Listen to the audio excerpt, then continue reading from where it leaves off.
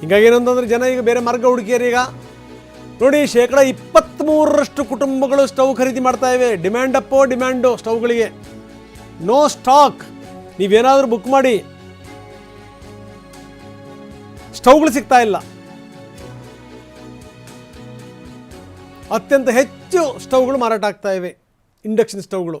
ನಾವು ತೋರಿಸ್ತಾ ಇದ್ದೀವಿ. 39,000 ಗ್ರಾಹಕರು ಅವರಿಂದ ಮಾಹಿತಿ ಸಂಗ್ರಹ ಮಾಡಿದ ಒಂದು ಸಂಸ್ಥೆ.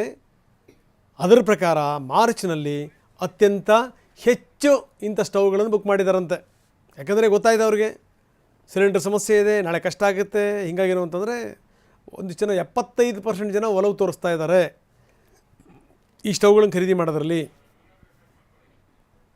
ಹೀಗಾಗಿ ನೀವು ಯಾವುದೇ ಆನ್ಲೈನ್ ಸಂಸ್ಥೆಗಳಿಂದ ಬುಕ್ ಮಾಡಿದ್ರೂ ಕೂಡ ಸ್ಟವ್ ಸಿಗ್ತಾ ಇಲ್ಲ. ಇನ್ನು ಅಡುಗೆ ಅನಿಲ ಅಭಾವ ಜಾಸ್ತಿ ಆದಾದಂಗೂ ಇದರ ಡಿಮ್ಯಾಂಡು ಕೂಡ ಜಾಸ್ತಿ ಆಗ್ತಾ ಇದೆ.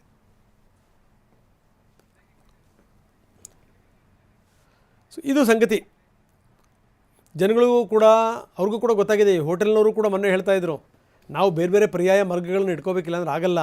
ಮುಂದಿನ ದಿನಗಳಲ್ಲಿ ಹೋಟೆಲ್ ಮಾಡಿದ್ರೆ ನಾಳೆ ಏನಾದರೂ ಸಮಸ್ಯೆ ಆದರೂ ಕೂಡ ಅದನ್ನು ಹೆಂಗೆ ನಿಭಾಯಿಸಬೇಕು ಅನ್ನೋದ್ರ ಬಗ್ಗೆನೂ ಕೂಡ ಯೋಚನೆ ಮಾಡಬೇಕು.